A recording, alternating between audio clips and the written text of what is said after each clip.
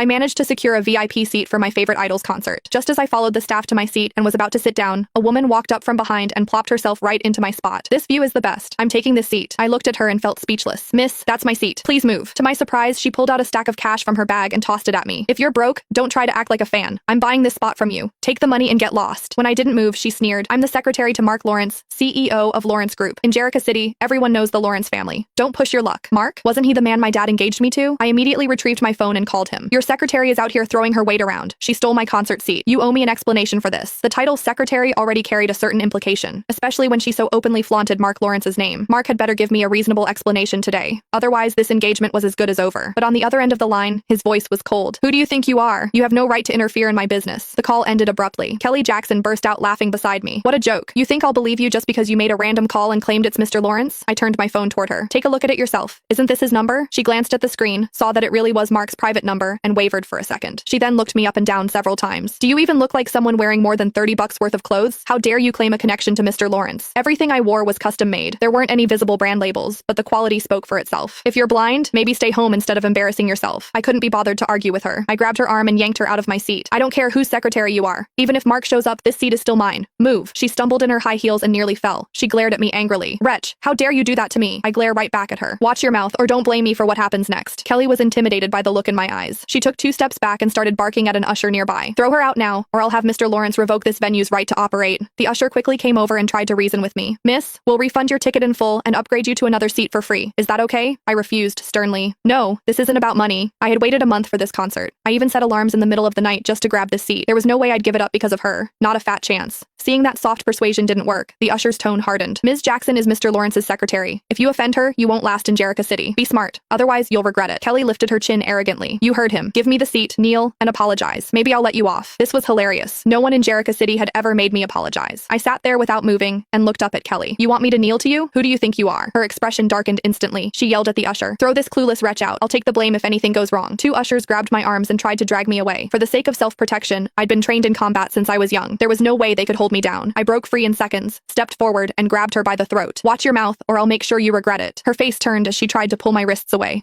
Let go of me. The ushers stared at me in shock. Oh my god, she's got a death wish. How dare she do this to Ms. Jackson? If Mr. Lawrence finds out, she's dead. No one can save her now. I didn't care about what they were saying. The Lawrence family didn't sound intimidating to me at all. I tightened my grip while glaring at Kelly. Who did you call a wretch? Kelly could hardly breathe. In a panic, she said, I'm a wretch. I let go and looked down at her. Wretch, you can get lost now. She collapsed to the ground and gasped for air. Her eyes were full of hatred when she looked at me. I dusted off my hands. What? Do you want more? She subconsciously shrank back and was helped outside by the ushers. I returned to my seat and texted my dad about what happened. Before we finished